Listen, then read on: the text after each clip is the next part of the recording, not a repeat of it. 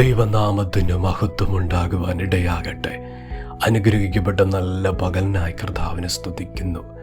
സ്വർഗം തുറക്കുന്ന ദൈവമഹത്വം വെളിപ്പെടുത്തുന്ന ദൈവത്തിൻ്റെ മഹത്തായ പ്രവൃത്തിയുടെ തലങ്ങളെ ഇന്ന് പകലും ദർശിക്കത്തക്ക നിലയിൽ സ്വർഗം നമ്മളോട് കരുണ തോന്നുന്ന, ദൈവം കടാക്ഷിക്കുന്ന അത്ഭുതത്തിൻ്റെ ഒരു ദിനമായി തീരുവാൻ ഇടയാകട്ടെ.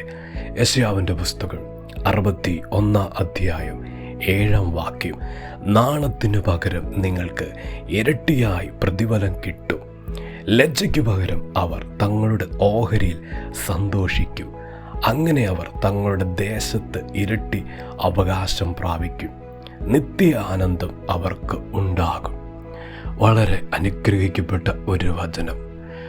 സ്വർഗത്തിലെ ദൈവം തൻ്റെ ജനത്തിന് വെളിപ്പെടാൻ പോകുന്ന കാര്യങ്ങൾ അറിയിച്ചത്, സന്തോഷത്തിൻ്റെ വർത്തമാനം, സന്തോഷത്തിൻ്റെ വാക്കുകൾ, ജീവിതം എന്തായി തീരും എന്ന് കർത്താവിടെ വെളിപ്പെടുത്തിയത്.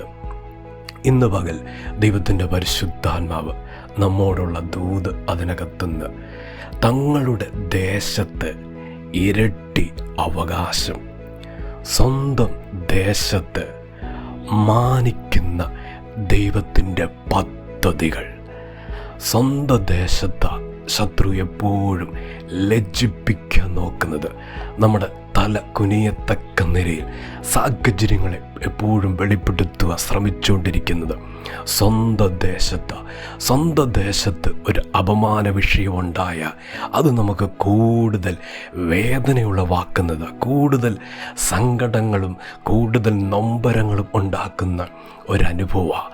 ദൈവത്തിൻ്റെ പരിശുദ്ധാത്മാവ് ഈ പകൽ ശക്തമായി പറയുന്നു, സ്വന്തം ദേശത്ത് തല ഉയർത്തുന്ന നിലവാരത്തിൽ ചില നിന്ദകളെ ഉരുട്ടി മാറ്റുന്ന ഒരു ദൈവപ്രവൃത്തി ഇന്ന് പകൽക്കാലം വിഷമിച്ചിരിക്കുന്ന ജീവിതങ്ങളോട് കർത്താവിൻ്റെ ആത്മാവ് ശക്തിയോടെ ദൂത് വെളിപ്പെടുത്തുന്നു.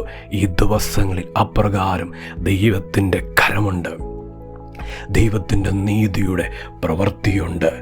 ഇന്ന് പകൽക്കാലം ദൈവത്തിൻ്റെ ശക്തമായ ദൂത്, ദൈവത്തിൻ്റെ പൈതലെ ലജ്ജിക്കപ്പെടാതെ, നിന്ദ അനുഭവിക്കാതെ ഒരു വിടുതൽ കർത്താവ് കൽപ്പിക്കാൻ പോവാ. ദൈവം അതിന് സമ്മതിക്കത്തില്ല, കർത്താവ് അതിനായിട്ട് ഏൽപ്പിച്ചു കൊടുക്കത്തില്ല. ദൈവത്തെ ആശ്രയിക്കുന്നവർക്ക് വചനം പറയുന്നു, ലജ്ജയ്ക്ക് പകരം ഓഹരിയും നന്മയാണ് കർത്താവ് കൊടുക്കുന്നത്. ദൈവത്തിൻ്റെ പൈതലെ, ലജ്ജയ്ക്ക് പകരവാ ദൈവം ചിലത് ഒരുക്കിയിട്ടുണ്ട്. ചില നന്മകളും ചില ഓഹരികളും കർത്താവ് ഒരുക്കിയിട്ടുണ്ട്.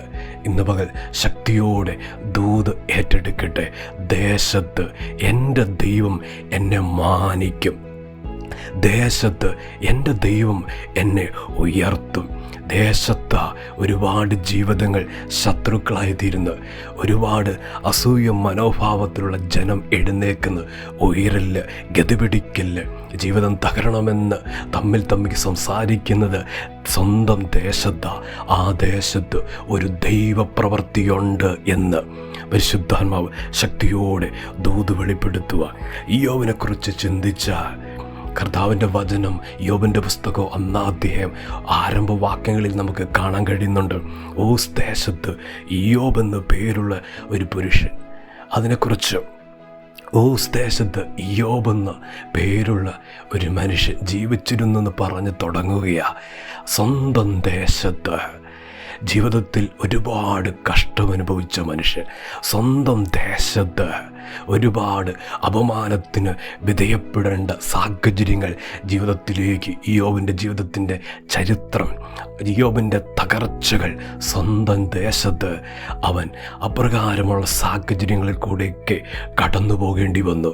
എന്നാൽ ലജ്ജയ്ക്ക് പകരം നന്മ കൊടുക്കുന്ന ദൈവമാണെന്ന് സ്വർഗത്തിലെ ദൈവം, ലജ്ജയ്ക്ക് പകരം ഓഹരി കൊടുക്കുന്ന ദൈവമാണെന്ന് യോബിൻ്റെ പുസ്തകം നമ്മുടെ ജീവിതത്തിൽ വരച്ചു കാണിക്കുന്നു.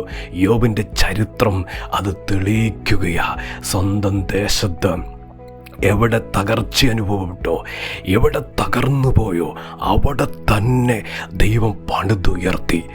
ആർക്കും ആർക്കും ഉയർത്താൻ പറ്റാത്ത നിലവാരത്തിൽ, ആരും ഉയരാത്ത നിലവാരത്തിൽ ദൈവം ഉയർത്തിയത് സ്വന്തം ദേശത്ത്.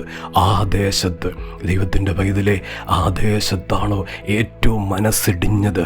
ആ ദേശത്ത് വെച്ചാണോ ഏറ്റവും ഹൃദയം മുറിപ്പെട്ടത്? ആ ദേശത്ത് ഓഹരിയുണ്ട്. ആ ദേശത്ത് സ്വർഗത്തിലെ ദൈവത്തിൻ്റെ കരത്തിന്ന് നന്മയുണ്ട്. ഇന്ന് പകൽക്കാലം പരിശുദ്ധാത്മാവ് ആഴമായി ദൂത് വെളിപ്പെടുത്തുന്നു. ദൈവത്തിൻ്റെ പൈതലേ, ആ ദേശത്ത് അനുഗ്രഹിക്കപ്പെട്ട കുടുംബമായി മാറാൻ പോവാ. ആ ദേശത്ത് വെച്ച് തന്നെ തലമുറയുടെ വിവാഹം നടക്കത്തില്ല എന്ന് വിധി കൽപ്പിക്കുന്ന മനുഷ്യരെ, അവരെ പോലും കല്യാണത്തിന്, വിവാഹത്തിന് ക്ഷണിക്കത്തക്ക നിലയിൽ പരിശുദ്ധാത്മാവ് ഏതോ കുടുംബങ്ങളോട് ദൂത് വെളിപ്പെടുത്തുക. ആ ദേശത്ത് വെച്ച് തലമുറ ദൈവം മാനിക്കാൻ പോവാ. ദൈവത്തിൻ്റെ പൈതലേ, ആ സ്വന്തം ദേശത്ത് ഒരു വീട് ദൈവം തരും, ദൈവം പണിയും. കർത്താവിൻ്റെ പദ്ധതിയുണ്ട്. ദൈവത്തിൻ്റെ പരിശുദ്ധൻ അതിശക്തമായി പറയുന്നു, പൂർത്തിയാകാതെ കിടക്കുന്ന ഭവനത്തിൻ്റെ അനുഭവങ്ങൾ അത് പൂർത്തീകരിക്കും. ഇന്ന് അസൂയോടെ നോക്കുന്ന, ഇന്ന് ശത്രുതയോടെ നോക്കുന്നവരെ പോലും ദൈവത്തിൻ്റെ പൈതലേ, ആ കാഴ്ച ദൈവം കാണിക്കും. ദേശത്ത് ഉയർത്തുന്ന, ദേശത്ത് മാനിക്കുന്ന ദൈവ പദ്ധതി ഇതാ ദൈവം വെളിപ്പെടുത്താൻ പോകുന്നു. ശക്തിയോടെ ദൂതേറ്റെടുക്കട്ടെ, കർത്താവിൻ്റെ വചനത്തെ വിശ്വസിക്കട്ടെ. തങ്ങളുടെ ദേശത്ത് ഇരട്ടി അവകാശം, ഇരട്ടി ഓഹരി, ഇരട്ടി നന്മകൾ ഈ ദിവസങ്ങളിൽ ദൈവം അത് കൽപ്പിച്ചാക്കാൻ പോവുക. ദൈവത്തിൻ്റെ കരത്തിൽ നിന്ന് സ്വർഗം അത് വെളിപ്പെടുത്താൻ പോവുക. ദൈവം സഹായിക്കും. നമുക്ക് പ്രാർത്ഥിക്കാം. സ്നേഹവാന ദൈവമേ, സ്വർഗീയ പിതാവേ, ഇന്ന് കേൾപ്പിച്ച അങ്ങയുടെ ശബ്ദത്തിനായി സ്തോത്രം. കർത്താവെ, തലകുനിച്ച ആ ദേശത്ത്, തകർന്ന ആ മണ്ഡലത്തിൽ ദൈവം ഉയർത്തുമെന്നുള്ള ദൂത് ജനത്തിന്മേൽ ഇന്ന് പരിശുദ്ധാത്മ പകർന്നു. കർത്താവെ, അത് ചലിക്കട്ടെ. വചനം കേൾക്കുന്ന ദൈവമക്കളെ അനുഗ്രഹിച്ച് പ്രാർത്ഥിക്കുകയാണ്. ദൈവത്തിൻ്റെ ശക്തിയുള്ള ഭുജം അവരുടെ വിഷയങ്ങളിന്മേൽ ഈ ദിവസങ്ങളിൽ കർത്താവ് ഒന്ന് തൊടണം. ഈ വിഷയങ്ങളിൽ അവർക്ക് വേണ്ടി ഒരു അത്ഭുതം കർത്താവെ ദൈവം ചെയ്തു കൊടുക്കണം. ഇപ്പോൾ കഷ്ടത അനുഭവിക്കുന്നവർക്ക് വേണ്ടി പ്രാർത്ഥിക്കുന്നു. ദൈവത്തിൻ്റെ നീതിയുടെ കരം ചാഞ്ഞിറങ്ങി വിടുതൽ കൽപ്പിക്കണമെന്ന് പ്രാർത്ഥിക്കുന്നു. വചനം കേൾക്കുന്ന ദൈവമക്കളെ അനുഗ്രഹിച്ച് പ്രാർത്ഥിക്കുക. അനുഗ്രഹമായി തീരട്ടെ. കർത്താവ് അങ്ങനെ ചെയ്യുന്നതിനായി സ്തോത്രം. യേശുവിൻ്റെ നാമത്തിൽ തന്നെ ആമേൻ.